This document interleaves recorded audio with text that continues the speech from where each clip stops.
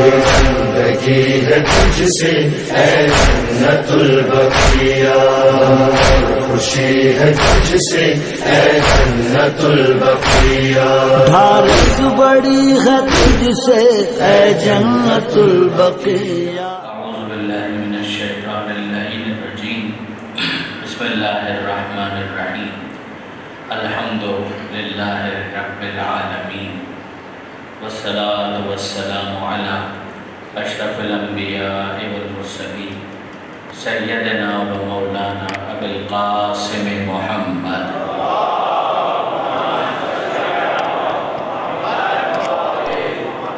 واہل بیتہ الطیبین الطاہرین المعصومین المظلومین المنتجبین المنتخبین المیامین، لا سیما للامام المنتظر والحجۃ الثانی عشر الذین اذهب اللہ عنہم الرجس وطہرہم تطہیرا۔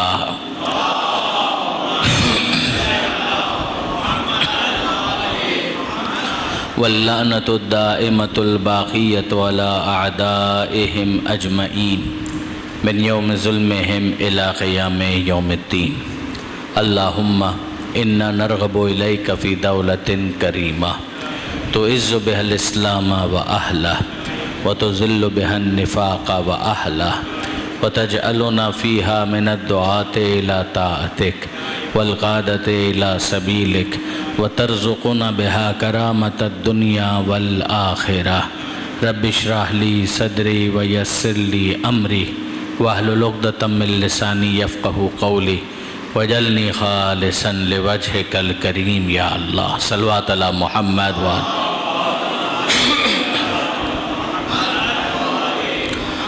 اما بعد فقد قال اللہ سبحانہ وتعالی فی القرآن الحکیم، بسم اللہ الرحمن الرحیم، ومن یعظم شعائر اللہ فإنہا من تقوی القلوب۔ صلوات علی محمد وآل محمد۔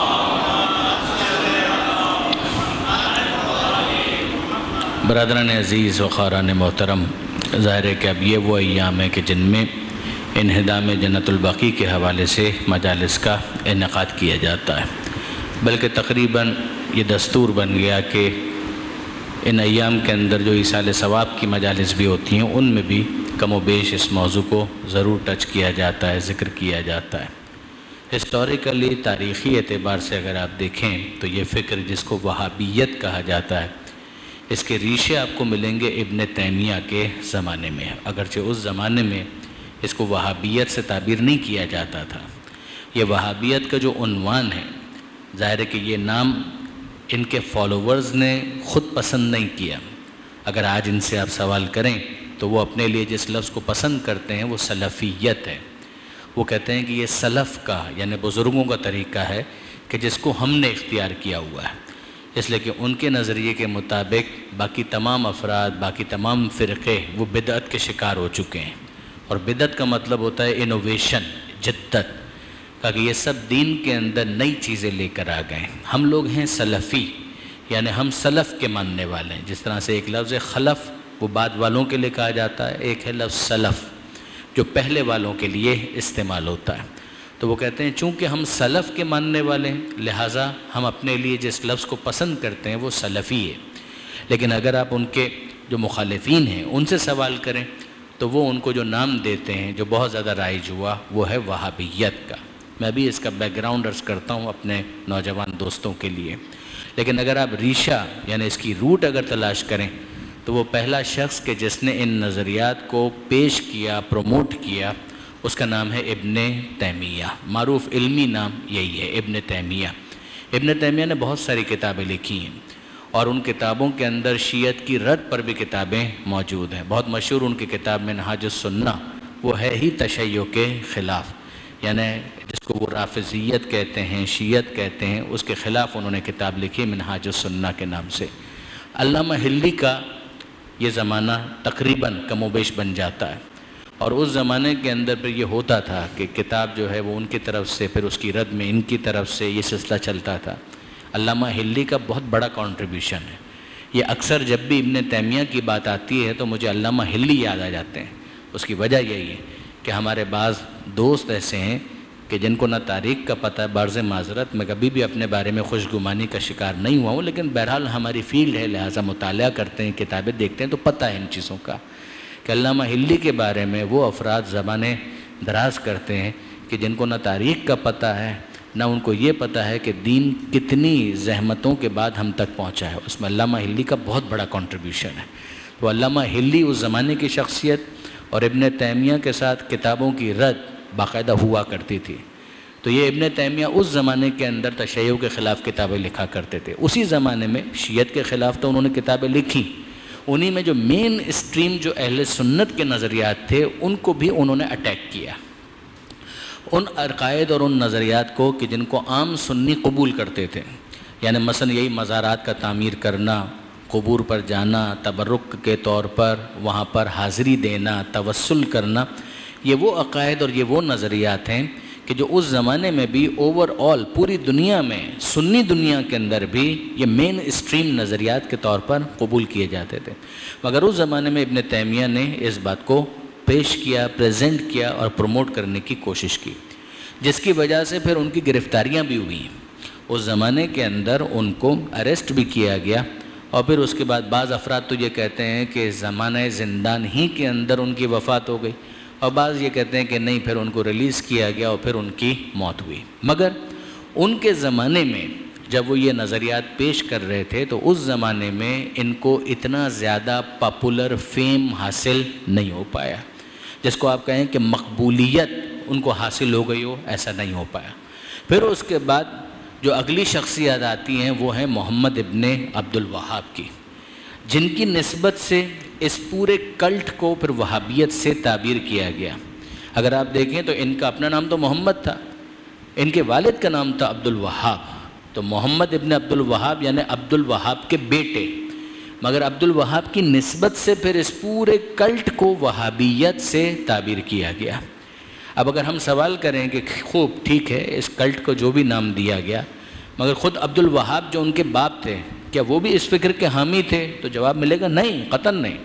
محمد ابن عبد الوہاب کے بیٹے تھے، اور ان کے والد ان سے سخت ناراض تھے، یہاں تک کہ ان کو گھر سے باہر نکال دیا تھا انہی نظریات کی وجہ سے کہ جو ان کے تھے۔ عبد الوہاب جو ان کے والد تھے وہ بھی ٹھیک ٹھاک بڑے عالم شمار ہوتے تھے، اہل سنت تھے، سنیوں کے علماء میں ان کا شمار ہوتا تھا۔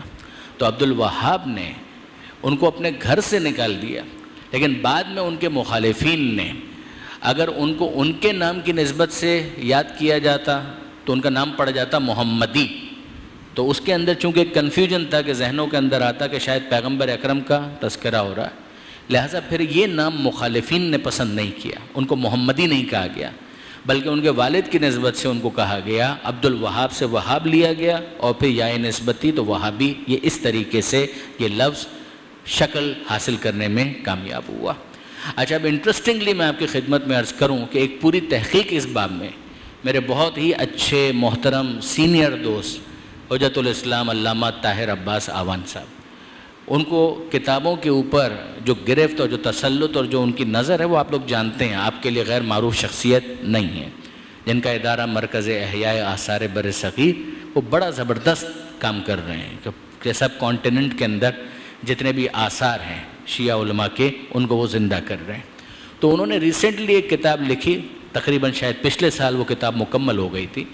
اس کتاب کے اندر تحقیق اس بارے میں ہے کہ برادران اہل سنت کے وہ علماء کہ جنہوں نے وہابیت کے خلاف کتابیں لکھیں، یعنی ایک تو شیعہ علماء کتابیں لکھیں گے وہابیت کے خلاف، یہ تو اپنی جگہ پر، مگر خود اہل سنت میں جن علماء نے قلم اٹھایا اور وہابیت کے خلاف کتابیں لکھیں، تو یہ کہاں سے آپ کو شروع کرنا پڑے گا؟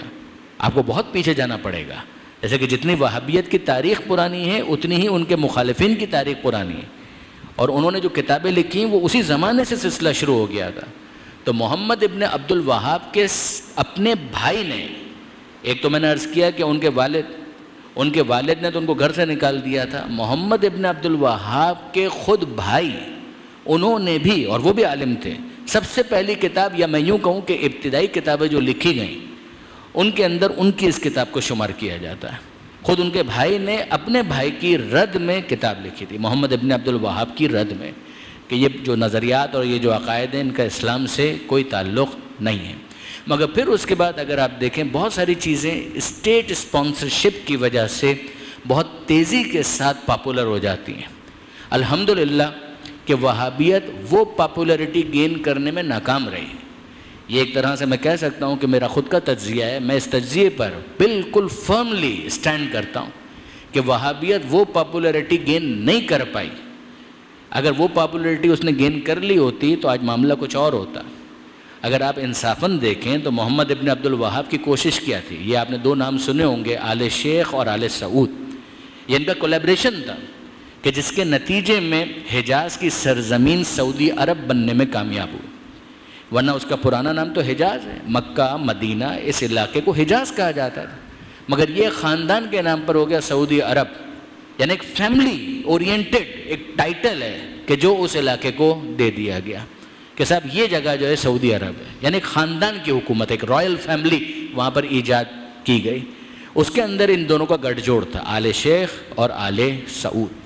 آل شیخ یعنی یہی محمد ابن عبد الوہاب، اور دوسری طرف آل سعود جو بالآخر پھر وہ وہاں کے رولرز قرار پائے۔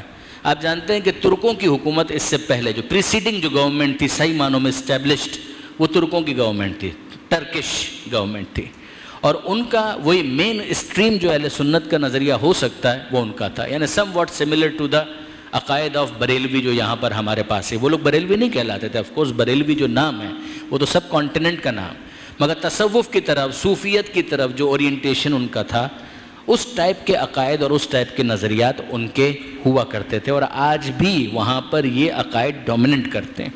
آپ میں سے کتنے ہی ایسے افراد ہیں جو یہاں مجھے نظر آ رہے ہیں، نورانی چہرے، کہ جنہوں نے حج اور عمرے کی سعادت حاصل کی۔ آپ جانتے ہیں بھئی یہ گنبد خضرا یہ کس زمانے کی یادگار ہے؟ ظاہر ان لوگوں نے تو نہیں بنایا، تو پہلے سے بنا چلا آ رہا ہے، تو اس کے اندر ٹرکش گورنمنٹ کا نام آئے گا۔ اسی طریقے سے اگر آپ بہت ساری یادگاریں آج بھی جو بچی ہوئی دیکھتے ہیں، اکثر کو تو انہوں نے بلڈوز کر دیا، مگر جو آج بھی بچی ہوئی یادگاریں ہیں وہ سب کی سب اس زمانے کی ہیں۔ ان کی طرف سے کسی یادگار کو نہ باقی رکھا گیا اور نہ ہی اس کے اندر آپ کو کریٹیویٹی نظر آئے گی سوائے ایک جگہ کے، اور اس کا نام ہے سقیفہ بنو سعدہ۔ سقیفہ بنو سعدہ یہ وہ جگہ ہے کہ جس کو انہوں نے ویل پریزروڈ رکھا ہے، اور اس کو وہ مینٹین بھی کرتے ہیں اور اس کو باقاعدہ لک آفٹر بھی کرتے ہیں، ورنہ جن کا نظریہ ہی یہ ہو کہ تمام یادگاروں کو مسمار کر دیا جائے، ان سے آپ کیسے توقع کر سکتے ہیں؟ تو بائی اینڈ لارج اگر آپ دیکھیں تو سقیفہ کے علاوہ کوئی جگہ ایسی آپ کو نظر نہیں آئے گی کہ جس کو انہوں نے محفوظ رکھا ہو۔ ان میں سے جو اکثر یادگاریں اب بھی نظر آتی ہیں، مثلاً اگر آج بھی آپ مسجد نبوی کے اندر چلے جائیں تو وہاں پر دو مقامات تو ایسے ہیں کہ جہاں پر آپ کو 12 اماموں کے نام مل جائیں گے، لکھے ہوئے 12 اماموں کے نام آپ کو مل جائیں گے۔ میں یہ نہیں کہہ رہا کہ ترتیب کے ساتھ پہلے امام حضرت علی علیہ السلام، دوسرے امام حضرت حسن علیہ السلام، جس طرح سے ہم دنیات کی کتابوں میں پڑھتے ہیں اس انداز سے آپ کو نہیں ملیں گے، لیکن اگر آپ ان ناموں میں کہ جو بہت سارے نام ہیں اگر تلاش کریں گے تو 12 اماموں کے نام مل جائیں گے، بالکل مل جائیں گے، علی، حسن، حسین، زین العابدین، باقر، جعفر، اور یہاں تک کہ امام زمانہ عجل اللہ تعالی فرجہ الشریف۔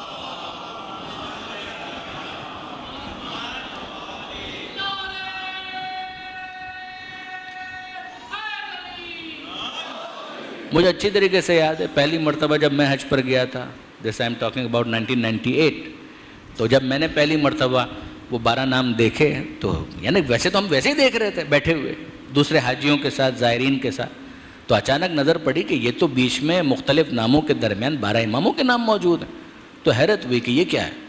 تو پھر بعد میں پتہ چلا کہ نہیں جناب، یہ نام جو ہیں اس زمانے کے لکھے ہوئے ہیں، جو ترکوں کی حکومت تھی اس زمانے کے۔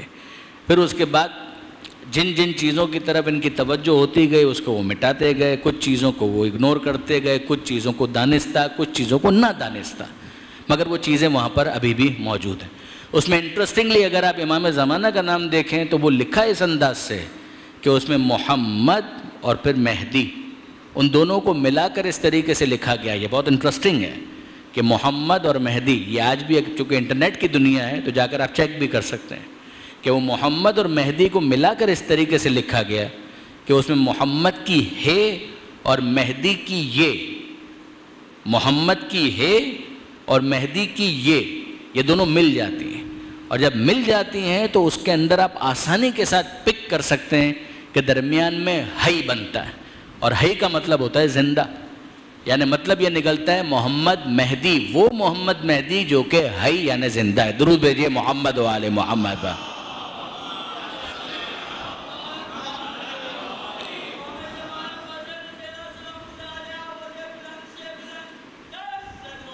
اللہ صلی اللہ محمد۔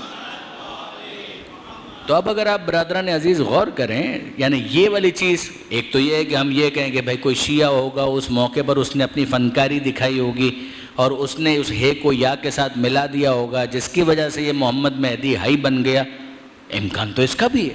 لیکن انصافاً اگر آپ دیکھیں تو خود برادران اہل سنت کے اندر جو بہت سے علماء ہیں وہ اس بات کے قائل ہیں کہ امام زمانہ کا وجود اس وقت بھی ہے۔ یعنی ایک نظریہ تو یہ ہے نا کہ جو امامت کے عنوان سے ہمارا ہے کہ بلا فصل خلافت شروع ہوتی ہے امیر المومنین سے اور امام زمانہ تک پہنچتی ہے۔ پھر آپ دیکھتے ہیں کہ اس کے مقابلے پر ایک دوسرا نظریہ ہے، وہ کہتے ہیں کہ نہیں، ہم ان کو جانتے ہی نہیں ہیں، یہ ناسبیت ہے، یہ بالکل ایک دوسرا۔ پھر اس کے بعد وہابیت آتی ہے جو ناسبیت سے ایک سٹیپ آگے بڑھتی ہے، یعنی ناسبیت سے اپنا رشتہ توڑتی ہے۔ ناسبیت وہابیت کی بھی ایکسٹریم پوزیشن ہے، یہ یاد رکھیے گا۔ ناسبیت کے اندر تو دشمنی ہے آل محمد کی گالیوں کی حد تک، اس میں تو وہ امیر شام والا جو ایٹیچیوڈ ہے وہ آ جائے گا، جو خارجیوں والا ایٹیچیوڈ ہے وہ آ جائے گا۔ تو وہ کیا وہابیت کے اندر پایا جاتا ہے؟ جی ہاں پایا جاتا ہے، مگر وہ ایک ایکسٹریم پوزیشن ہے۔ پھر اس کے بعد جب آپ وہابیت میں آئیں گے تو آج بھی جو وہابی حکومت ہے، جو نجدی حکومت کہلاتی ہے، کیا وہ امام مہدی کا انکار کرتی ہے؟ جواب جی نہیں، وہ امام مہدی کا انکار نہیں کرتے۔ کیا ان کو زندہ تسلیم کرتی ہے؟ جی نہیں، زندہ بھی تسلیم نہیں کرتی۔ وہ کہتے ہیں آخری زمانے کے اندر ایک ایسا شخص آئے گا جو اہل بیت رسول میں سے ہوگا اور وہ زمین کو عدل و انصاف سے بھر دے گا، جس طریقے سے وہ ظلم و جور سے بھری ہوگی۔ یہ بالکل درست ہے، یہ ان کا نظریہ ہے۔ وہاں سے کتابیں بھی اس حوالے سے شائع ہوتی ہیں، باقاعدہ وہاں سے لجنہ سے جو استفتاءات ہوتے ہیں اس کے اوپر بھی یہ ساری۔ ابن تیمیہ نے بھی اس بات کو قبول کیا، یعنی ابن تیمیہ سے اگر کوئی مانوس نہیں تھا تو ابھی جو میں نے باتیں کی اس کے بعد تو آپ مانوس ہو چکے ہوں گے، تو ابن تیمیہ نے بھی اس بات کو قبول کیا، محمد ابن عبد الوہاب نے بھی اس کو قبول کیا۔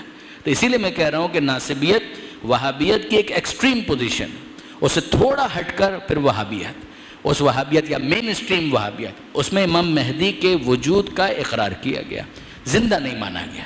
پھر اس کے بعد اگر آپ آگے بڑھیں تو جو مین اسٹریم جو سنی نظریہ ہے اس کے اندر بھی یہی ہے کہ ہاں مہدی ہیں، آخری زمانے کے اندر آئیں گے، زندہ نہیں مانا گیا۔ پھر اس کے بعد ایک اور کلٹ ہے جو اہل سنت ہی کے اندر کہ جنہوں نے کہا کہ نہیں صاحب مہدی آئیں گے، اور آئیں گے کا کیا مطلب ہے؟ وہ اس وقت بھی موجود ہیں، زندہ ہیں۔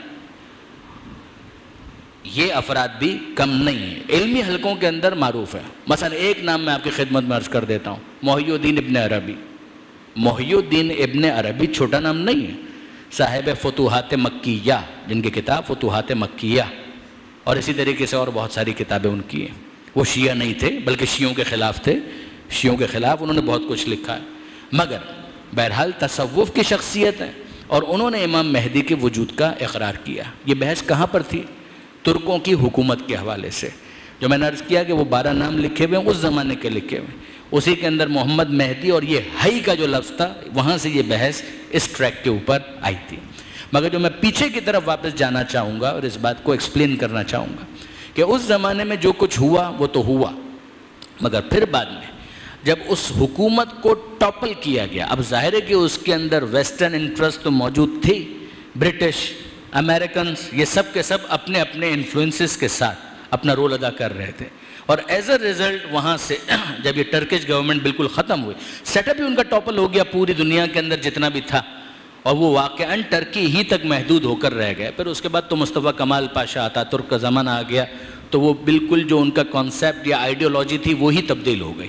مگر یہاں پر جو اس کا امپیکٹ آیا وہی آیا کہ نجدی حکومت بالآخر اسٹیبلش ہو گئی، اور ان کا پیکٹ یہی تھا کہ آل شیخ کے ساتھ کہ نظریات کے اعتبار سے وہ وہابیت کی ترویج کریں گے۔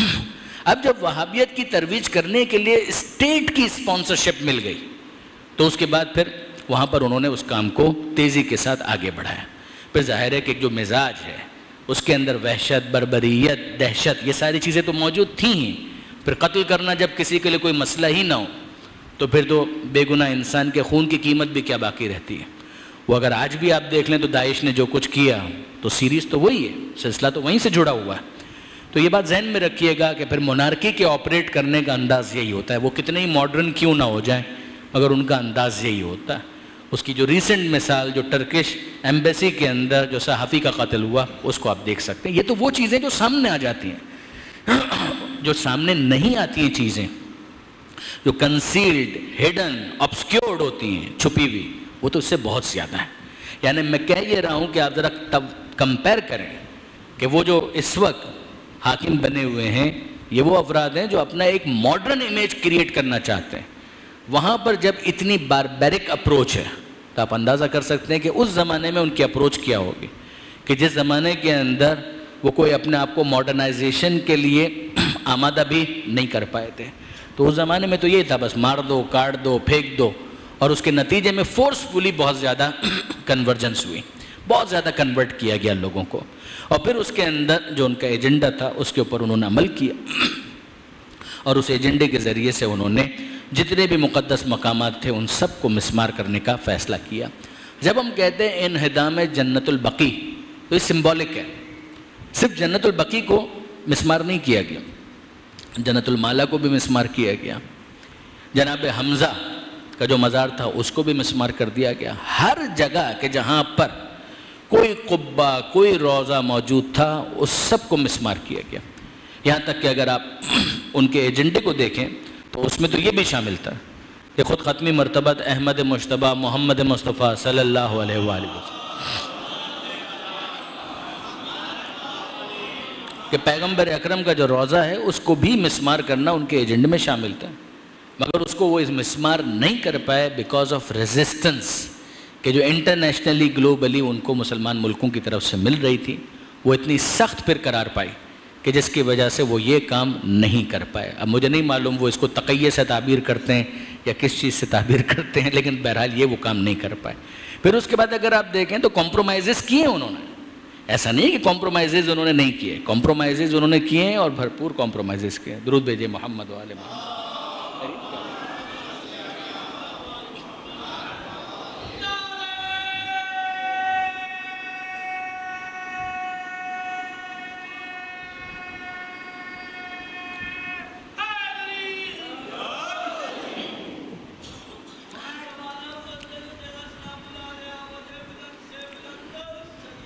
اللہ صلی اللہ محمد. پھر بہت سارے کمپرومائزز کیے. مثلا ایک کمپرومائز یہ کیا، یہ اسی زمانے میں انہوں نے کر لیا تھا. جس زمانے میں ملک عبدالعزیز کا زمانہ تھا اسی زمانے کے اندر انہوں نے طے کر لیا کہ نہیں ٹھیک ہے بہرحال اس گنبد کو ہم نے ڈیمولش نہیں کرنا. وہ آج تک کبھی کبھی ان کے علماء اپنے اس خوب سے باطن کا اظہار کرتے ہیں کہ نہیں موقع ملے گا تو ہم کر دیں گے، لیکن کر نہیں پائے. اسی طریقے سے شیعوں کے حج کا ایشو یہ آج تک ان کے گلے پڑا ہوا ہے، یہ آج تک ان کے گلے پڑا ہوا ہے. اس لیے کہ ابن تیمیہ اور محمد ابن عبد الوہاب کی کتابیں اگر آپ دیکھیں تو فتوے تو موجود ہیں جس کے مطابق وہ شیعوں کو کافر بھی صرف شیعوں کو کیا کافر سمجھتے ہیں، وہ تو بریلویوں کو بھی کافر سمجھتے ہیں. پھر اس سب کے بعد جو پوری دنیا سے حجاج آ رہے ہیں، یعنی یہ باقاعدہ یہ اگر آپ علمی دنیا کے اندر دیکھیں تو علمی لطیفے ہیں کہ جب ان کے حامیوں سے سوال کیا جاتا ہے کہ صاحب آپ شیعوں کو کیسے آنے دیتے ہیں، کہا کہ وہ چھپ کر آتے ہوں گے. وہ چھپ کر آتے ہوں گے تو ایران تو پورا شیعہ ملک ہے، وہاں سے کیا چھپ کر آتے ہوں گے؟ تو پاکستان سے فرض کیجئے چھپ کر چلے گئے، ہندوستان سے چھپ کر چلے گئے، ایران سے کون چھپ کر چلا گیا؟ تو پوری دنیا کو پتہ ہے کہ وہ شیعہ ہیں. اور سارے مراجع کے بیسے وہاں پر موجود ہوتے ہیں. جب حج کا موقع ہوتا ہے یہ وہ بات ہے کہ جو ہمارے وہ دوست زیادہ بہتر طور پر سمجھ پائیں گے کہ جو حج کے لیے جاتے رہے ان کو معلوم ہے وہاں پر مراجع کے بیسے ہوتے ہیں. علماء کرام اپنے مخصوص لباس کے اندر چل رہے ہوتے ہیں، پھر رہے ہوتے ہیں، آ رہے ہوتے ہیں، جا رہے ہوتے ہیں. ان کے اوپر پابندیاں ہوتی ہیں مگر اپنی وضاقتہ میں وہ ہوتے ہیں ڈکلیئرڈ کہ یہ جعفری ہیں، یہ شیعہ ہیں. لیکن بہرحال یعنی یہ وہ چیز ہے کہ جو آج بھی یعنی چونکہ آج کی یہ جو گفتگو ہے میں تو بڑا ہی ایک انفارمل سیشن آپ کے ساتھ رکھا ہوا ہے، کنڈکٹ کر رہا ہوں. تو اگر آج بھی اگر آپ دیکھیں تو سپاہی صحابہ کا لٹریچر اگر آپ دیکھ لیں اس کے اندر بھی آپ کو یہ ملے گا جو مطالبات وہ کرتے ہیں کہ ہم سعودی حکومت سے بھی یہ بات کہیں گے کہ وہ شیعوں کے آنے پر پابندی لگائیں. پاکستان سے جو شیعہ حجاج جاتے ہیں وہ دھڑلے سے جاتے ہیں، جعفری لکھا ہوتا ہے کہ یہ جعفری حجاج ہے، تاکہ ان کے انتظامات مخصوص انداز سے وہاں پر کیے جا سکیں. تو یہ آج بھی ان کے گلے ہے اور اس زمانے سے. علامہ سید علی نقی نقن صاحب علی اللہ مقامہ کی بہت عمدہ اور بہت اعلیٰ کتاب ہے جس کا نام ہے رد وہابیت. اس کے مقدمے میں بھی اگر آپ دیکھیں گے تو انہوں نے یہ ساری بحثیں کی ہیں اور لکھی ہیں اس کے اندر کہ یہ ایشوز جو ہیں یہ واقعاً ان کے لیے انسالوڈ ہیں. جیسے کہ ایک طرف وہ ایک اسٹینڈ لیتے ہیں اور دوسری طرف ان کو کمپرومائز کرنا پڑتا ہے تو وہ کر نہیں پاتے ہیں. اب اس کے بعد اگر ہم یہ کہیں کہ کیا وہاں کے متوع اس کے اوپر خوش ہیں؟ قطعاً خوش نہیں ہیں. وہاں کے جو ان کے امر بالمعروف اور نہی عن المنکر کی فورسز ہیں وہ اس کے اوپر راضی ہیں؟ تو قطعاً راضی نہیں. مگر یہ وہ چیزیں ہیں کہ جس کے اوپر وہ عرصے سے کمپرومائزز کیے ہوئے ہیں کہ ٹھیک ہے صاحب بہرحال ہم حج کے لیے منع نہیں کر سکتے، مگر یہاں آئیں گے تو ہم پریشرائز بھی کریں گے، ان کے اوپر پابندیاں بھی لگائیں گے، ان کو مشکل میں بھی ڈالیں گے، کبھی ان کو گرفتار بھی کر لیں گے، ان کو اذیتیں بھی دیں گے اور یہ بھی کریں گے اور وہ بھی کریں گے. لیکن بہرحال وہ سلسلہ چل رہا ہے. اس زمانے میں جب اس پیکٹ کے نتیجے میں، اس کمپرومائز کے نتیجے میں وہاں پر ان کی حکومت اسٹیبلش ہو گئی 1، اور نمبر 2 وہاں پر تیل برآمد ہو گیا. اس کے نتیجے میں پھر ان کے پاس جب دولت کی ریل پیل ہوئی تو انہوں نے اپنی اس آئیڈیولوجی کو ایکسپورٹ کرنا شروع کیا بہت تیزی کے ساتھ. اس کے اندر پوری دنیا شامل تھی، سب کانٹیننٹ ہمارا پاکستان اور ہندوستان بھی مستثنیٰ نہیں تھا. It was not an exception. یعنی اب آ جائیے سب کانٹیننٹ کے اندر، پاکستان کے اندر، ہندوستان کے اندر. اگر آپ ڈویژن سے بھی پہلے چلے جائیں، یعنی اس سے بھی پہلے چلے جائیں، تو یہاں پر جو زور تھا یعنی مین اسٹریم جو اہل سنت کے جو نظریات ہیں اس کے اندر بھی شاہ ولی اللہ یہ سارے کے سارے صوفی کہلاتے ہیں. شاہ عبدالعزیز، یہ جو بڑے بڑے نام آپ سنتے ہیں یہ عام طور پر تصوف کی طرف مائل تھے. ان افراد کا اگر آپ اس اعتبار سے تلاش کریں کہ کیا یہ لوگ وہابی تھے، نہیں، یہ لوگ وہابی نہیں تھے. وہابیت کی آئیڈیالوجی آہستہ آہستہ یہاں پر امپورٹ ہو رہی تھی اور وہاں سے ایکسپورٹ ہو رہی تھی. اگر آپ اس کو ٹریس کرنا چاہیں کہ ٹھیک ہے صاحب فارملی وہابیت نہ ہو، مگر کیا اس قسم کی کوئی بو کسی کی کتابوں کے اندر کسی عالم کے پاس آپ کو نظر آتی ہے تو وہ آپ کو شاہ ولی اللہ وغیرہ کی کتابوں کے اندر مل جائے گی. لیکن جو فل فلیج جو سلسلہ شروع ہوا وہ لیٹر فیز کے اندر شروع ہوا. ابن تیمیہ کے جو نظریات سب کانٹیننٹ کے اندر صحیح معنوں میں کسی شخص نے انٹروڈیوس کیے، وہ ایک بہت بڑا نام مولانا ابو الکلام آزاد، امام الہند جن کو کہا جاتا تھا. کانگریس سے وابستہ تھے، تقسیم ہند کے خلاف تھے، پاکستان بننے کے بھی خلاف تھے. مگر یہ مولانا ابو الکلام آزاد وہ پہلی شخصیت ہیں کہ جنہوں نے ابن تیمیہ کو فریکوینٹلی کوٹ کرنا شروع کیا. اب میں آپ سے سوال کرتا ہوں، کیا آپ کے ذہن میں آیا ہے کہ اس کا مطلب یہ ہے کہ مولانا ابو الکلام آزاد جو ہیں خود وہابی ہوں گے؟ جواب جی نہیں، وہابی نہیں تھے. وہ ان نظریات کو پوری طریقے سے اون بھی نہیں کرتے تھے، مگر ابن تیمیہ سے متاثر بہت زیادہ تھے. جیسے میں نے عرض کیا شاہ ولی اللہ وہ خود وہابی نہیں تھے، مگر شاہ ولی اللہ کی کتابوں میں کہیں کہیں آپ کو اس طرح کی، ان کی تفسیر کے اندر بھی کہیں کہیں آپ کو اس طرح کی بو مل جائے گی. لیکن فریکوینٹلی جس شخص نے پہلی مرتبہ ابن تیمیہ کو سب کانٹیننٹ کے اندر کوٹ کرنا شروع کیا بار بار، وہ آپ کو وہ مولانا ابو الکلام آزاد ملیں گے. انہوں نے بہت فریکوینٹلی کوٹ کیا. اچھا اس کے بعد نتیجہ کیا نکلا؟ ہوتا کیا ہے کہ ایک بڑا شخص اگر وہ کسی کو کوٹ کرنے لگے تو پھر بعد میں بہت سارے افراد پھر اس طرف متوجہ ہو جاتے ہیں. ایز اے ریزلٹ بہت سے پھر افراد ابن تیمیہ کی کتابیں کھول کھول کر دیکھنے لگے کہ ابن تیمیہ نے کیا لکھا. اچھا ابن تیمیہ نے کیا لکھا، اس موضوع پر ابن تیمیہ کیا کہتا. پھر ان کا جو کوٹ کرنے والا معاملہ ہے کہ ایک بڑی شخصیت کے طور پر ان کو کوٹ کیا جانے لگا، وہ بہت سستا شروع ہو گیا سب کانٹیننٹ کے اندر. پھر اس کے بعد ایک تیسرا فیز آتا ہے. یہ علمی دنیا کے اندر ہوتا ہے. کچھ ہوتے ہیں وہ افراد کے جو واقعاً علمی ذوق رکھتے ہیں، کچھ وہ افراد ہوتے ہیں کہ جو ایک تاثر دینا چاہتے ہیں کہ ہمیں بھی کچھ آتا ہے. اس میں پھر کیا ہوا کہ بہت سے وہ افراد کے جنہوں نے ابن تیمیہ کو کھول کر کبھی نہیں دیکھا، وہ بھی ابن تیمیہ کا نام لینا شروع ہو گئے. ایز اے ریزلٹ پورے سب کانٹیننٹ کے اندر بہت سارے افراد ابن تیمیہ کا قول یہ، ابن تیمیہ کا نظریہ یہ، ابن تیمیہ کا نظریہ، ابن تیمیہ کا نظریہ یہ شروع ہو گیا. اور ابن تیمیہ ایک پاپولر پرسنالٹی بن گئے سب کانٹیننٹ کے اندر. اچھا پھر وہاں سے ایک طرف تو مولانا ابو الکلام آزاد وہ تو جنرلی ان کو کوٹ کر رہے تھے، وہ تو خود متاثر تھے اور کوٹ کر رہے تھے اور ان کی پوری فکر کو اون نہیں کر رہے تھے. مگر یہاں جب وہ شخصیت بہت پاپولر ہو گئی تو اب اس کے بعد نتیجہ کیا نکلا؟ وہاں سے جو حکومت ہے اس کے پاس تیل کی دولت بھی آ گئی، انہوں نے سیریسلی اپنی آئیڈیالوجی کو ایکسپورٹ کرنا شروع کیا اور یہاں سب کانٹیننٹ کے اندر میدان کافی ان کے لیے ہموار ہو گیا. اور پھر اس کے بعد جب پیسے کی چمک اپنا کام کرتی ہے تو پھر بولنے والے بھی مل جاتے ہیں, پھر لکھنے والے بھی مل جاتے ہیں, پھر تو اسپانسرشپ ہے. اسٹیٹ اسپانسرشپ اگر کسی غلط آئیڈیالوجی کو مل جائے تو بہرحال اس کے اندر جان پڑ جاتی ہے, اور اگر صحیح آئیڈیالوجی کو مل جائے تو واقعاً اس کا بھی پینیٹریشن بہت تیزی کے ساتھ ہوتا ہے, اس میں کوئی شک نہیں. مال کی اپنی ایک اہمیت ہے, اس سے انکار نہیں کیا جا سکتا. پھر اس کے بعد ہوتا وہ یہ جو قرآن مجید نے کہا ہے کہ بالآخر جو جینون چیز ہے وہ ایگزسٹ کرتی, باقی جھاگ کی طرح سے ہوتا ہے. یہ قرآن کی تعبیر ہے.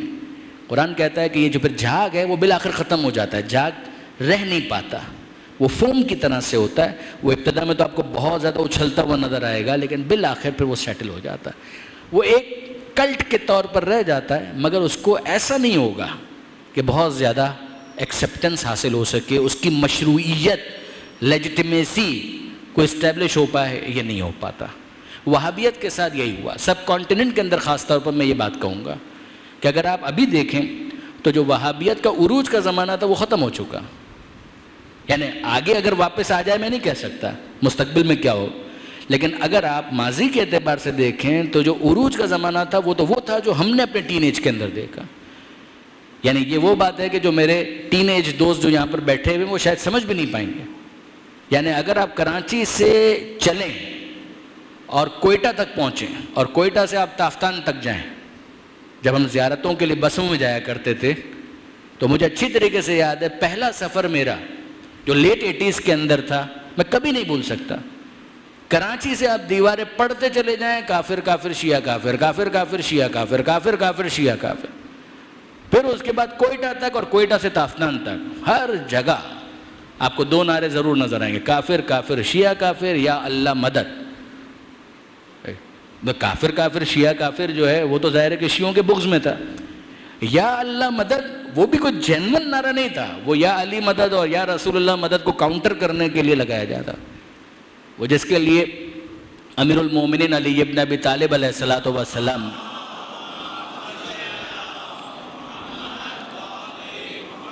بہت پیارا جملہ ارشاد فرمایا تھا کہ کلمۃ حق یراد بها الباطل, کہ جملہ ٹھیک ہے مگر جو اس سے مراد لی جا رہی ہے وہ باطل ہے. یعنی وہ جب کہتے تھے الحکم للہ, حکم تو اللہ کا چلے گا, تو مولا یہی کہتے تھے کہ بات بالکل صحیح ہے, حکم اللہ ہی کا چلے گا, مگر اللہ کا حکم کس کے ذریعے سے چلے گا. اگر واقعاً توحید کا یہی کانسیپٹ ہے تو پھر تو لا الہ الا اللہ کے بعد محمد الرسول اللہ ہونا ہی نہیں چاہیے. پھر تو اس کے بعد پھر اللہ کے سوا کوئی معبود نہیں, پھر ابلیس والا عقیدہ, پھر شیطان والا عقیدہ کہ میں اللہ کو مانتا ہوں, اتنا مانتا ہوں کہ اللہ خود بھی اپنے آپ کو اتنا نہیں مانتا جتنا میں مانتا ہوں, کہ میں اللہ کی خاطر اللہ کی مخالفت کرتے ہوئے آدم کا بھی انکار کر دوں گا. کہ میں اس کو اللہ کا خلیفہ کیسے مان. اللہ کو جج کرنے میں کہیں نہ کہیں مسٹیک ہو گیا, ایرر ہو گیا, پروردگار عالم کو سمجھ میں نہیں آیا, یہ تو اس کی توحید کے خلاف ہو رہا. سبحان اللہ. تو ایسی توحید سے ہم باز آئے, ایسی توحید سے ہمارا کوئی تعلق نہیں, ایسی توحید ہمیں چاہیے بھی نہیں. آپ نے غور فرمایا جس کے اندر ابلیسیت کی بو آنے لگے وہ توحید قابل قبول نہیں ہے. ہمیں توحید وہ چاہیے کہ جس میں ہم دیکھیں جب ہم خدا کو مانتے ہیں تو پھر اس کے بعد اگلا مرحلہ یہ ہے کہ جب خدا کو مانا ہے تو خدا کی بھی مانو. ایسا نہیں ہو سکتا کہ خدا کو ماننے کے بعد جس کو خدا منوائے اس کا انکار خدا کے نام پر کر دو, یہ نہیں ہو سکتا. یہ وہ چیز ہے برادران عزیز کہ جس کو وہابیت نے آنیسٹلی اسپیکنگ ایکسپلائٹ کرنے کی کوشش کی. اس کے بعد جتنی چیزیں آپ کو نظر آتے ہیں, یہ مزارات منہدم کر دو, کیوں, یہ شرک کیسے ہو گیا, یہ شرک کیسے ہو گیا, یہ صنم اکبر ہے, کیسے صنم اکبر ہے, کہا کہ نہیں یہ شرک ہو گیا. بس وہ کہیں کہ شرک ہو گیا اور ہم کہیں آمنا وصدقنا وسلمنا. یہ کیا ہے, یہ کون سی زبردستی ہے. برادران عزیز آپ نوٹ کیجئے واضح طور پر کہ جہاں کسی نے کسی کی تعظیم کی, جس نے کسی کا احترام کیا, تو وہیں پر انہوں نے شرک کا فتویٰ لگا دیا. اگر کسی کی امپورٹنس کو کوئی ایکنالج کرتا ہے, ریکگنائز کرتا ہے, انہوں نے کہا یہ شرک ہو گیا. اس کا مطلب کیا ہے؟ اس کا مطلب یہ ہے کہ ایک ایسا معاشرہ ہونا چاہیے, ایک ایسا کلچر ہونا چاہیے, ایک ایسی تہذیب ہونی چاہیے کہ جہاں پر نہ کوئی احترام ہو, نہ کوئی رسپیکٹ ہو, نہ کوئی آنر ہو, سب کے سب بدتمیز ہو جائیں گے، تب وہ سب کے سب موحد کہلائیں گے، توحید کے ماننے والے کہلائیں گے۔ یہ کون سا عقیدہ ہے؟ یہ کون سا نظریہ ہے؟ اگر برادران عزیز ایسا ہوتا تو یاد رکھیے پروردگار عالم قرآن مجید کے اندر کبھی یہ نہ کہتا کہ قضا ربک ان لا تعبدوا الا ایاہ وبالوالدین احسانا۔ کیوں کہا یہ؟ میں اکثر اپنے نوجوان دوستوں کو متوجہ کرتا ہوں کہ آپ غور کیجئے، پروردگار عالم ایک ہی آیت کے اندر، ایک ہی جملے کے اندر، ون گو کے اندر دو باتیں بیان کر رہا ہے۔ تمہارے رب کا یہ فیصلہ ہے، عبادت ہوگی صرف اور صرف اللہ کی، وبالوالدین احسانا، والدین کے ساتھ اچھا سلوک کرو۔ کیوں؟ والدین کے ساتھ اچھا سلوک کرنے کا مطلب ان کی تعظیم کریں، ان کو جھک کر سلام کریں، وَاخْفِضْ لَهُمَا جَنَاحَ الذُّلِّ، باقاعدہ کہہ رہے قرآن کہ ان کے سامنے عاجزی کے ساتھ اپنے کاندھے جھکا کر رکھو، ان کے لیے دعا کرو، ان سے جب بات کرو تب بھی اچھے طریقے سے بات کرو۔ یہ کیوں ہے؟ یہ اسی وہابیت کو گویا پروردگار عالم پہلے سے کاؤنٹر کرنا چاہتا ہے۔ عبادت صرف خدا کی ہوگی، اس کا مطلب تمہیں بدتمیز بنانا نہیں ہے، تمہیں شرک سے روکنا ہے کہ تم خدا کے مقابلے پر کسی کو نہ لے آؤ۔ خدا احترام کا ہرگز مخالف نہیں ہے۔ جو صاحب احترام ہے، جو لائق احترام ہے، اس کا احترام کرنا عین دین ہے۔ پروردگار عالم اس احترام کو باقی دیکھنا چاہتا ہے۔ آپ مجھے بتائیے، سورہ حجرات 49واں سورہ ہے، کیا پروردگار عالم اس کے اندر نہیں کہہ رہا لا ترفعوا اصواتکم، اے ایمان لانے والوں، یا ایھا الذین آمنوا لا ترفعوا اصواتکم فوق صوت النبی، خبردار اپنی آواز نبی کی آواز کے سامنے بلند نہ ہونے پائے۔ کیوں؟ اگر ہم یہ کہیں کہ دین کے اندر احترام نہیں ہے، تعظیم نہیں ہے، عظمت کو ایکنالج کرنا نہیں ہے، تو پھر آپ مجھے بتائیے پھر کیوں نہ کریں؟ پھر تو جس طریقے سے دوسروں کو بلایا جاتا ہے اسی طریقے سے پیغمبر اکرم کو کیوں نہ بلایا جائے؟ مگر پروردگار عالم کی طرف سے آپ وعید دیکھیے کیسی ہے، لا ترفعوا اصواتکم فوق صوت النبی، خبردار اپنی آوازوں کو نبی کی آواز پر بلند مت کرنا، اور ویسے اس کو مت بلاؤ کہ جیسے تم آپس میں ایک دوسرے کو بلاتے ہو، ان تحبط اعمالکم وانتم لا تشعرون۔ اگر تم نے ایسا کیا تو یاد رکھنا کہ تمہارے سارے اعمال تمہارے منہ پر مار دیے جائیں گے، تمہیں شعور بھی نہیں ہوگا۔ نہ تمہاری نماز قبول کروں گا، نہ تمہارے روزے قبول کروں گا، نہ تمہاری زکوٰۃ، نہ تمہارا خمس، کچھ قبول نہیں کروں گا، سب تمہارے منہ پر مار دیا جائے گا۔ حبط عمل کی تشریح انہی الفاظ سے کی جا سکتی ہے۔ اگر آپ کو یقیناً ذوق ہے تو آپ قرآن مجید کے اس لفظ کی تفسیر دیکھ لیجئے، یا جا کر مختلف لغات کے اندر اس کے معنی کو چیک کر لیجئے۔ حبط کا مطلب یہ ہے نل اینڈ وائڈ، نلیفائی کر دیا جائے گا، as if it does not exist at all، کل عدم، جیسے اس کا وجود ہی نہ ہو۔ تمہارے سارے اعمال تمہارے منہ پر مار دیے جائیں گے اگر تم نے نبی کو ویسے پکارا کہ جس طرح سے تم آپس میں ایک دوسرے کو پکارتے ہو۔ وَلَا تَجْهَرُوا لَهُ بِالْقَوْلِ كَجَهْرِ بَعْضِكُمْ لِبَعْضٍ، واضح طور پر نص سے قرآن ہے، ایکسپلیسٹلی قرآن مجید نے اس بات کو بیان کیا۔ کیا گنجائش رہتی ہے اس کے بعد کہ پیغمبر اکرم کی عظمت یا پیغمبر اکرم کی تعظیم کو کسی طریقے سے بھی انکار کیا جائے؟ ناممکن ہے۔ اور اس کے علاوہ آپ دیکھ لیجئے، کیا پروردگار عالم قرآن مجید کے اندر نہیں کہتا قُلْ لَا أَسْأَلُكُمْ عَلَيْهِ أَجْرًا إِلَّا الْمَوَدَّةَ فِي الْقُرْبَى، اے حبیب کہہ دیجئے کہ میں کچھ نہیں مانگتا، اجر اگر مجھے چاہیے تو صرف اتنا کہ جو میرے قرابت دار ہیں ان سے مودت اور محبت اختیار کرو، اور بس۔ وَمَنْ يَقْتَرِفْ حَسَنَةً نَزِدْ لَهُ فِيهَا حُسْنًا۔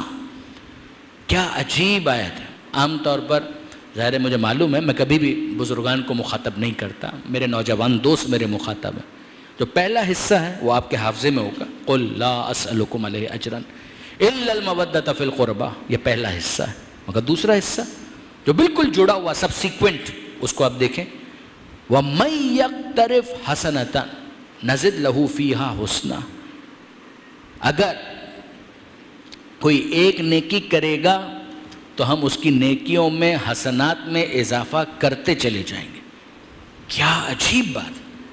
وہاں پر یہ کہا گیا اگر نبی کی آواز پر تم نے آواز کو بلند کیا تو جو کیا ہے وہ بھی تمہارے منہ پر مار دوں گا، اور یہاں پر اعلان کیا کہ اگر تم نے آل محمد سے محبت کو اپنے دل میں جگہ دی تو پھر اگر ایک نیکی کرو گے تو وہ ایک نہیں رہے گی، ملٹیپلائر ایفیکٹ آئے گا، وہ بڑھتی چلی جائیں گی، پروردگار اضافہ کرتا چلا جائے گا۔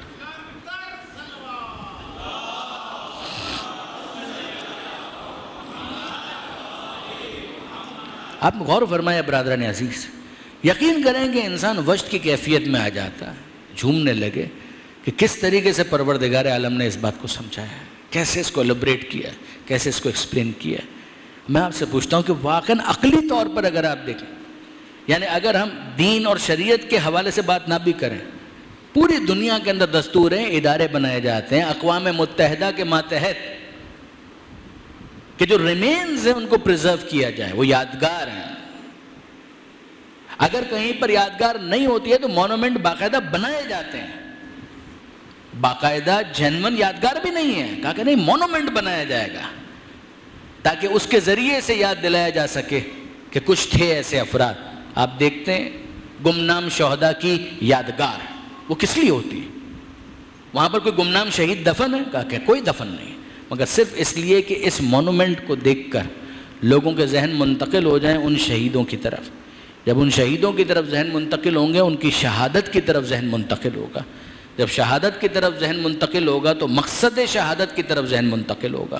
جب مقصد شہادت کی طرف ذہن منتقل ہوگا تو وطن سے محبت میں اضافہ ہوگا۔ عجیب بات ہے، ساری دنیا کو یہ قاعدہ سمجھ میں آتا ہے اور جو دین کے ماننے والے ہیں انہیں کو یہ قاعدہ سمجھ میں نہیں آتا۔ یہ قاعدہ، یہ اصول، یہ عقلاء کا طریقہ کار ہے، یہ روش ہے عقلاء کی۔ یعنی اس پورے پروسیس کو اگر آپ ذہن میں رکھیں تو شبیہ کا جواز، علم کا جواز، تابوت کا جواز، یہ سب سمجھ میں آتا ہے۔ عقلاء کا طریقہ کار یہ ہے، دستور یہ ہے۔ اور پھر پروردگار عالم نے قرآن مجید کے اندر وہ آیت جس کو میں نے سرنامہ کلام میں تلاوت کیا، ذرا غور کریں، یہ آیتیں تو یاد ہونی چاہیے ہمارے جوانوں کو کہ وَمَن يُعَظِّمْ شَعَائِرَ اللَّهِ فَإِنَّهَا مِن تَقْوَى الْقُلُوبِ، کہ جو اللہ کے شعائر کی تعظیم کرتا ہے یہ اس بات کی دلیل ہے کہ اس کے دل میں تقوی موجود ہے۔ کبھی آپ غور کیجئے، شاعر اللہ کا مطلب کیا ہے؟ شاعر شعیر سے نکلا ہے نا، اس کا مطلب ہوتا ہے نشانی۔ شاعر اللہ، درود بھیجے گا محمد و آل محمد۔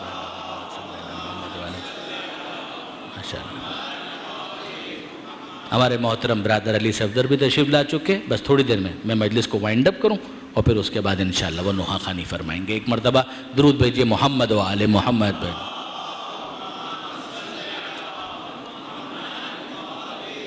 تب اللہ یا رسول اللہ یا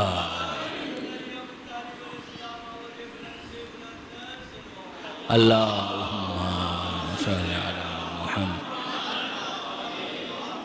برادران عزیز غور کیجئے گا، یہ جو میں اب بات کرنے جا رہا ہوں اس پر توجہ کیجئے گا۔ وَمَن يُعَظِّمْ شَعَائِرَ اللَّهِ فَإِنَّهَا مِن تَقْوَى الْقُلُوبِ، جو اللہ کے شاعر کی تعظیم کرتا ہے یہ اس بات کی دلیل ہے کہ اس کے دل میں تقوی موجود ہے۔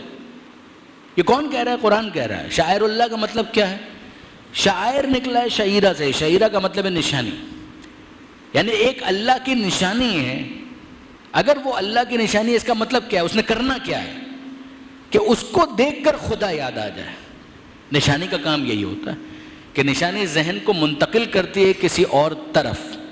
جس طریقے سے سگنل ہے، راستے میں آپ کو نظر آتا ہے تو سگنل اٹ سیلف اس کا جاب کیا ہے کہ اگر ریڈ ہے تو آپ کو ایک میسج دیتا ہے، گرین ہے تو اس کا ایک میسج ہے۔ بالکل اسی طریقے سے پروردگار فرماتا ہے کہ وَمَن يُعَظِّمْ شَعَائِرَ اللَّهِ، جو اللہ کے شعائر کی تعظیم کرتا ہے، فَإِنَّهَا مِن تَقْوَى الْقُلُوبِ، یہ اس بات کی دلیل ہے کہ اس کے دل میں تقوی موجود ہے۔ یہ تقوی کتنا امپورٹنٹ ہے؟ ابھی آپ نے ماہ رمضان میں روزے رکھے، کیوں؟ لَعَلَّكُمْ تَتَّقُونَ، شاید تم متقی بن جاؤ۔ انسان حج پر جاتا ہے، تَزَوَّدُوا فَإِنَّ خَيْرَ الزَّادِ التَّقْوَىٰ، سامان سفر ساتھ میں رکھو اور سب سے بہترین سامان سفر تقوی، تقوی تقوی تقوی۔ پروردگار فرماتا ہے کہ اگر کوئی شخص شاعر اللہ کی تعظیم کرتا ہے یہ اس بات کی دلیل ہے فَإِنَّهَا مِن تَقْوَى، کہاں سے یہ اوریجنیٹ ہو رہا ہے یہ تعظیم کا جذبہ کہ یہ اس کے دل میں تقوی ہے۔ یہ کیا ہے؟ اس کنیکشن کو آپ سمجھیے گا۔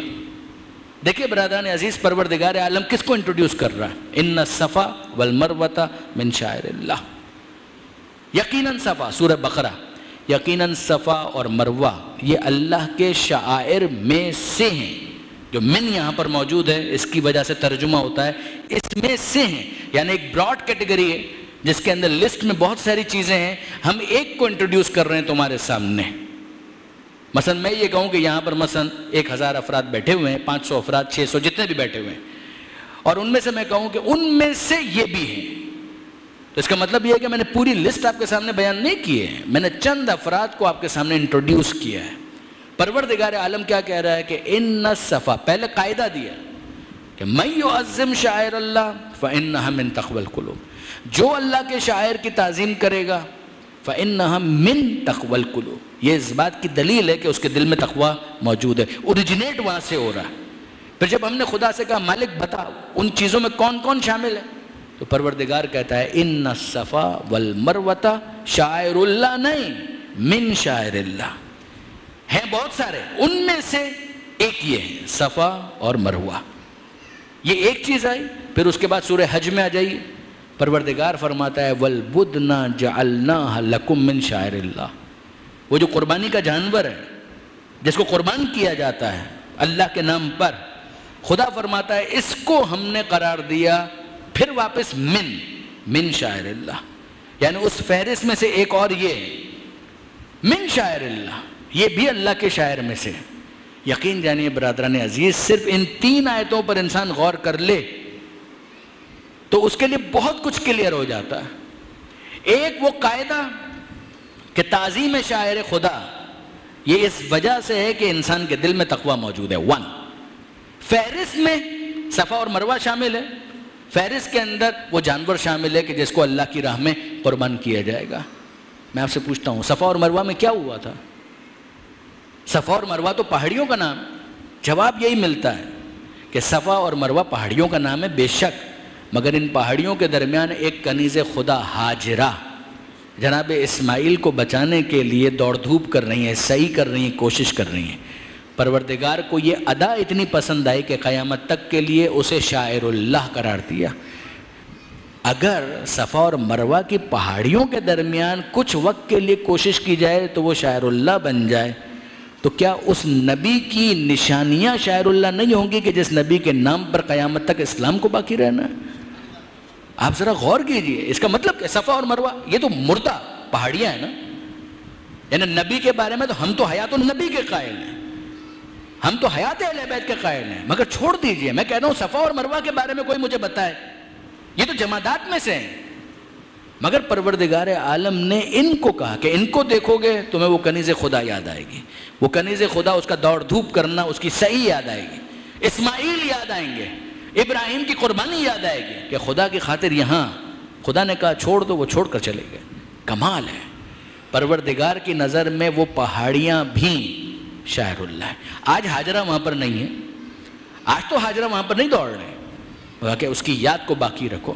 قیامت تک جتنے بھی حاجی ہیں وہ آئیں گے اور صفا اور مروہ کے درمیان سعی کریں گے.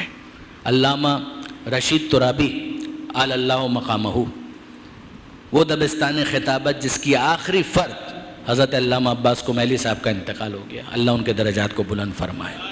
باقاعدہ جو ان کے شاگرد تھے ان میں تو علامہ عباس کمیلی صاحب آخری آدمی تھے. مجھے اچھی طریقے سے یاد ہے علامہ رشید ترابی صاحب نے ایک مرتبہ یہ بات کہی تھی. ظاہر ہے کہ میں نے بالمشافہ تو ان سے کبھی ملاقات نہیں کی، میرے تو اس دنیا میں آنے سے پہلے ان کی وفات ہو چکی تھی، مگر ان کے ریکارڈڈ جو بیانات، مواعظ، جو ان کی تقاریر اویلیبل ہے اس میں آپ دیکھیے گا آپ کو ملے. بہت پیاری بات انہوں نے کہی. انہوں نے کہا کہ اگر کسی کو بیک گراؤنڈ معلوم نہ ہو، اگر کسی کو پس منظر معلوم نہ ہو، اور وہ باہر سے حج کے دوران مسلمانوں کو صفا اور مروہ کے درمیان دوڑتے ہوئے دیکھے تو کیا کہے گا؟ وہ کہے گا دیوانے ہیں، دیوانے، پاگل ہیں، مجنون ہیں. 2 پہاڑیاں ہیں اس کے درمیان دوڑے جا رہے ہیں، دوڑے جا رہے ہیں، کوئی ادھر آ رہا ہے، کوئی ادھر جا رہا ہے، کوئی ادھر آ رہا ہے، کوئی ادھر جا رہا ہے، بے وقوفوں کی طرح دوڑ رہے ہیں.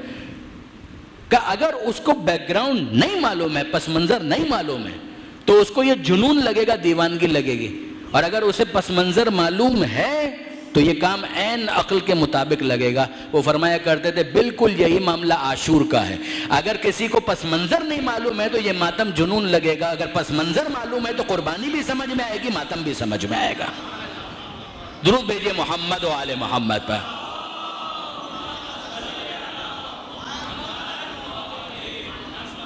آپ نے غور فرمایا برادران عزیز، ان الصفا والمروۃ من شعائر اللہ.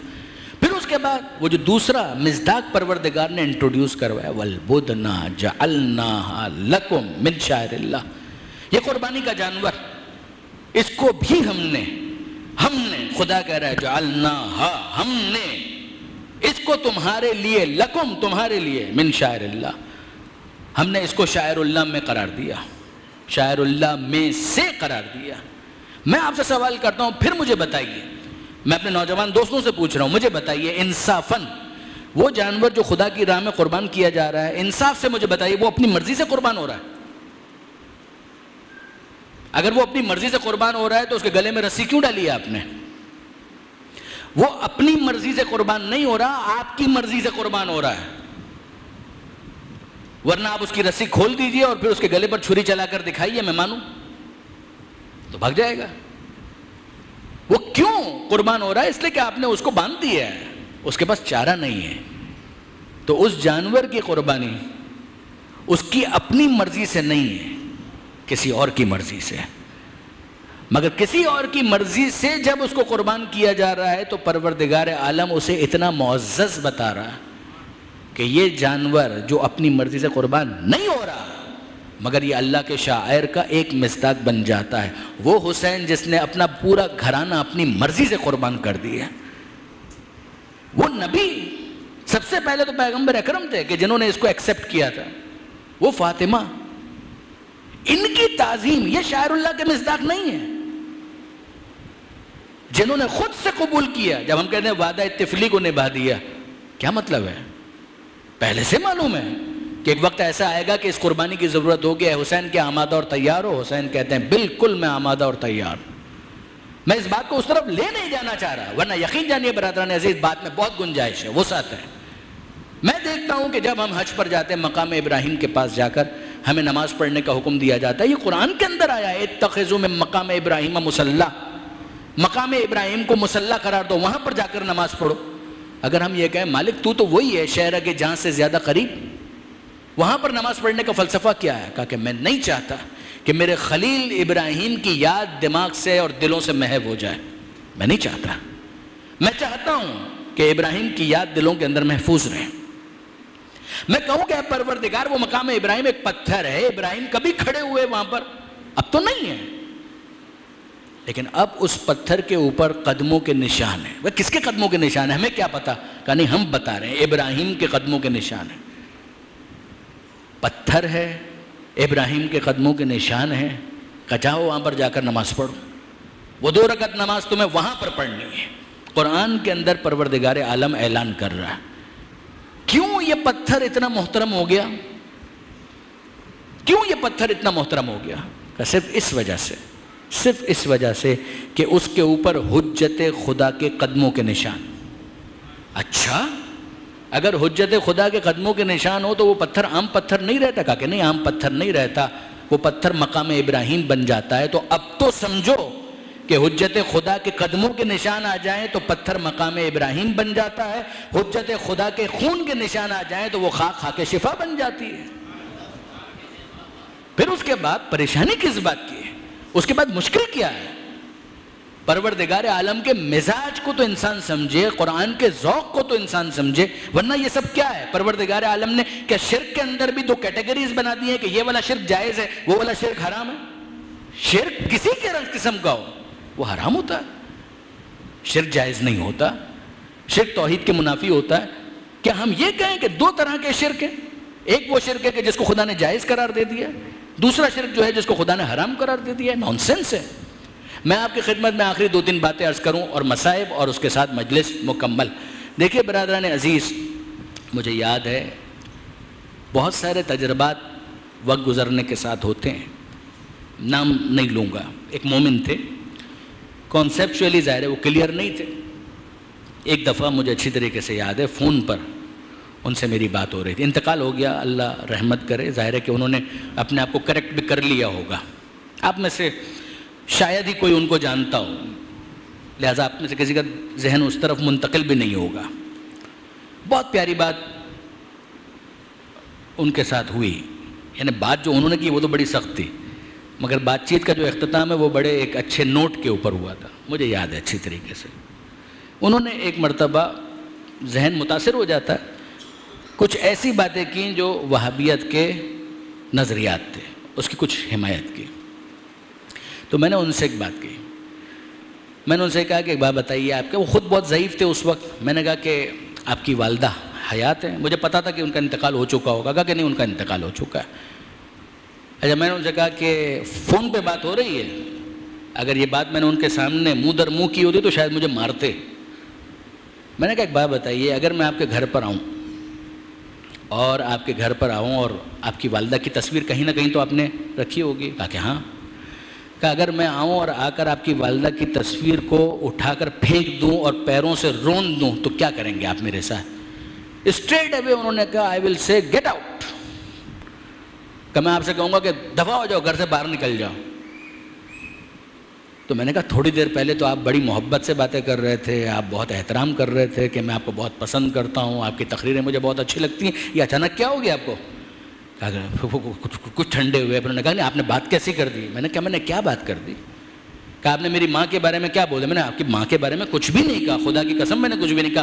میں نے جو کچھ کہا آپ کی ماں کی تصویر کے بارے میں کہا تھا۔ آپ کی ماں کی تصویر ہی ہے نا، آپ کی ماں تو نہیں ہے نہ۔ میں نے آپ کی ماں کو کچھ کہا، نہ آپ کی ماں کو مارا، نہ کچھ بھی نہیں کیا۔ میں نے صرف اتنا کہا کہ اگر میں آپ کی ماں کی تصویر کو پھینک دوں اور پیروں سے روند دوں تو آپ کی ماں کو تو نہیں پھینکا۔ آپ اتنا غضبناک کیوں ہو رہے ہیں؟ کہا کہ نہیں، بہرحال تصویر تو میری ماں کی ہے نا۔ میں نے کہا اس کا مطلب یہ ہے کہ آج آپ کو نسبت کا احترام سمجھ میں آ گیا، آج آپ کو نسبت کا احترام سمجھ میں آ گیا۔ یہ نسبت کا ہی تو احترام ہے۔ برادر عزیز، آپ کی ماں کی تصویر ایک کاغذ ہے، اس کے اوپر ایک عکس ہے، اور کیا ہے؟ کہا کہ نہیں، یہ عکس میری ماں کا ہے، یہ آپ کی ماں ہے۔ کہا میری ماں نہیں ہے، میری ماں کا عکس ہے۔ جب ماں کا عکس ہوتا ہے تو اس کی توہین ماں کی توہین مانی جاتی ہے۔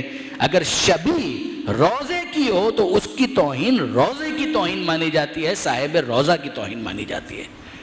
میں آپ کی خدمت میں عرض کروں برادران عزیز، آخری بات، آپ کبھی کسی بھی وہابی کے ساتھ یہ کر کے دیکھ لیجئے، خدا نہ کرے کبھی کیجئے گا نہیں، صرف مثال دے رہا ہوں۔ خانہ کعبہ کی تصویر لگی ہوئی اور آپ اس سے پوچھیں کہ اگر میں اس کو پھاڑ کر پھینک دوں تو آپ کیا کریں گے میرے ساتھ؟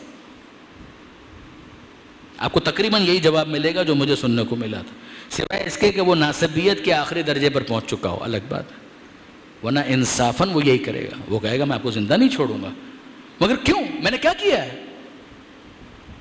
سب سے پہلے تو خانہ کعبہ خدا نہیں ہے، وہ خود ایک عمارت ہے، تو اس کا احترام کس لیے؟ نعوذ باللہ۔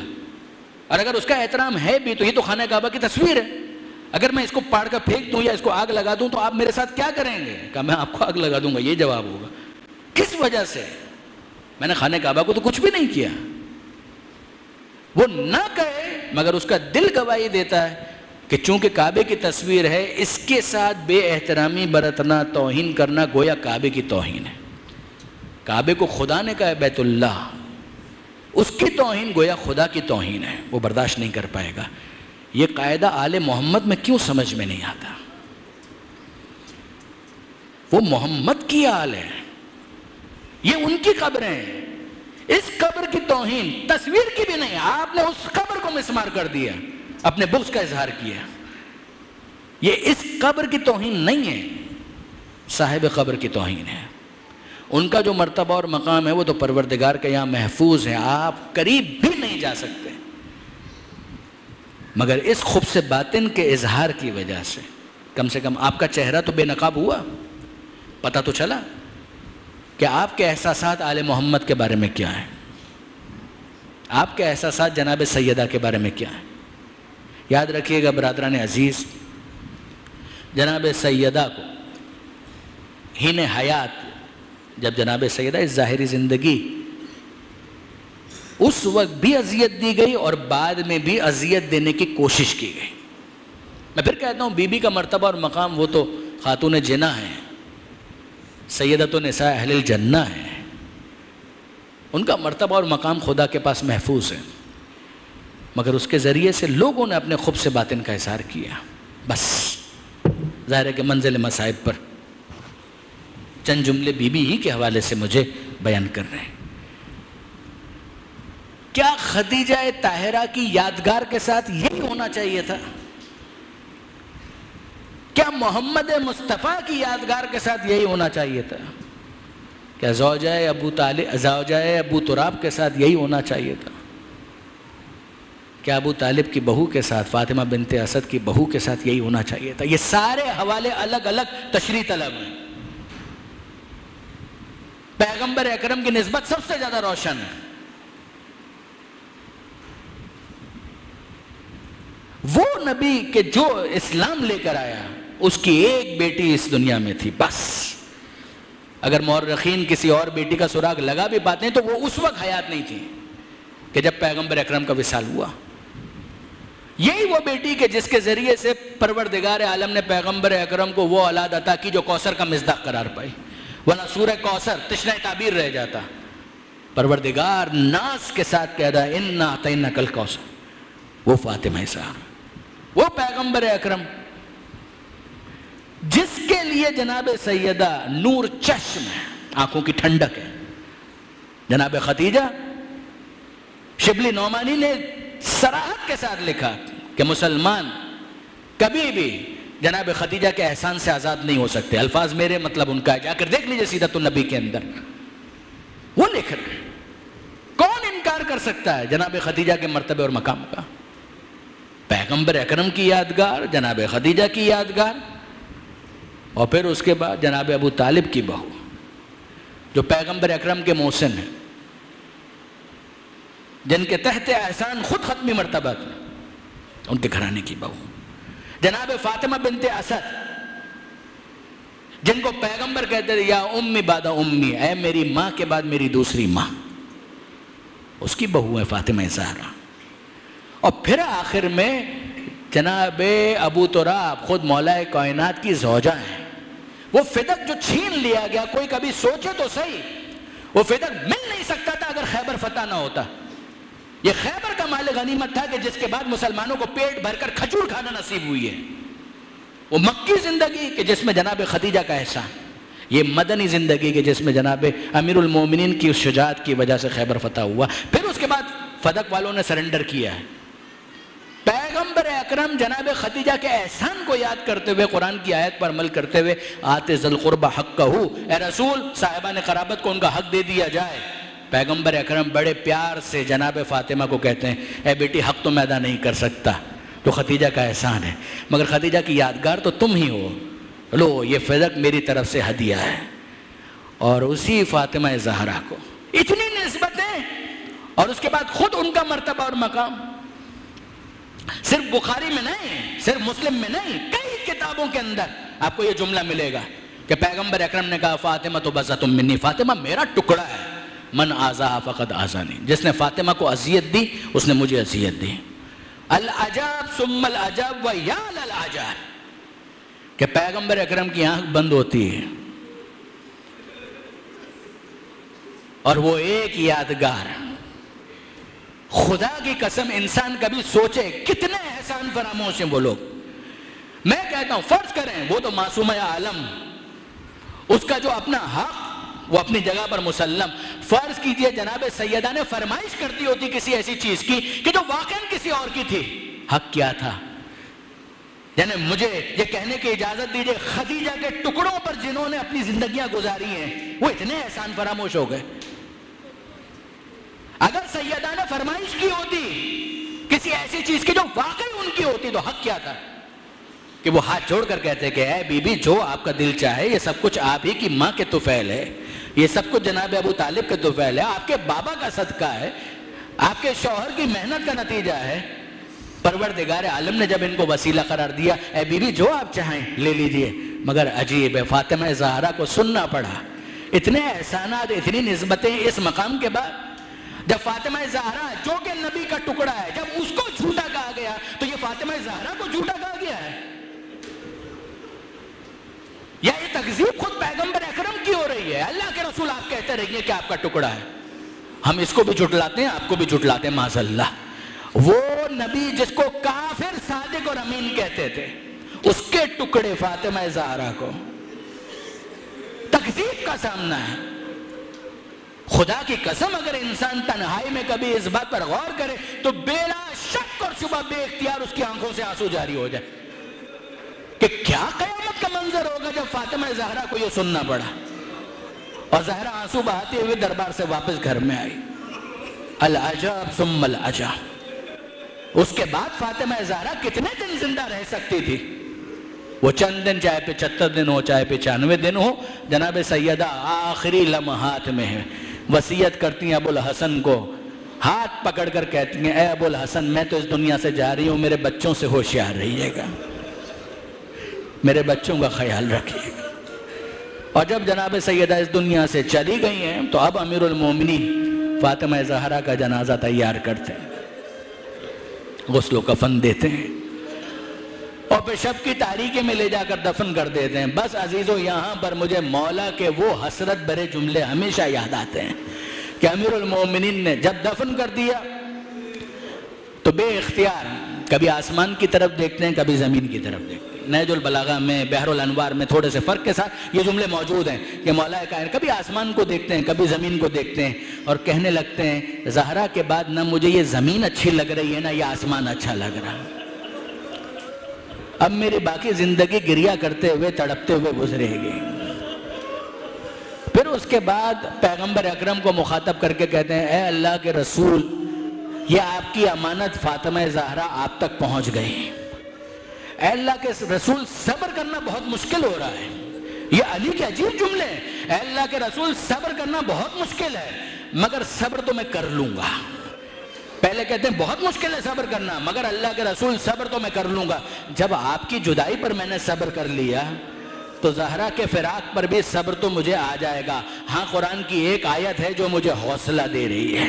وہ آیت کون سی ہے؟ کہ اِنَّا لِلَّهِ وَإِنَّا إِلَيْهِ رَاجِعُونَ. ہم اللہ ہی کے لیے ہیں اور اللہ ہی کی بارگاہ میں ہمیں پلٹ کر جانا ہے. اس کے بعد مولا کہتے ہیں اللہ کے رسول اب آپ کی بیٹی آپ کے پاس پہنچ گئی، فَاحْفِ بِهَا السَّوَالِ وَاسْتَخْبِرْهَا الْحَالِ. اے اللہ کے رسول اب آپ خود اپنی زہرا سے پوچھئے کہ اس کے آپ کے بعد امت نے اس کے ساتھ کیسا سلوک کیا. آیت اللہ وحید خراسانی اس کی تشریح کرتے ہوئے کہتے ہیں کہ گویا علی کہنا چاہ رہے ہیں کہ اللہ کے رسول پورا تو مجھے بھی نہیں بتایا، سارا تو مجھے بھی نہیں بتایا کہ زہرا پر کیا گزر گئی، اپنے پہلو کے زخم کو چھپایا. جب علی غسل دے رہے تھے اس وقت چیخ مار کر روئے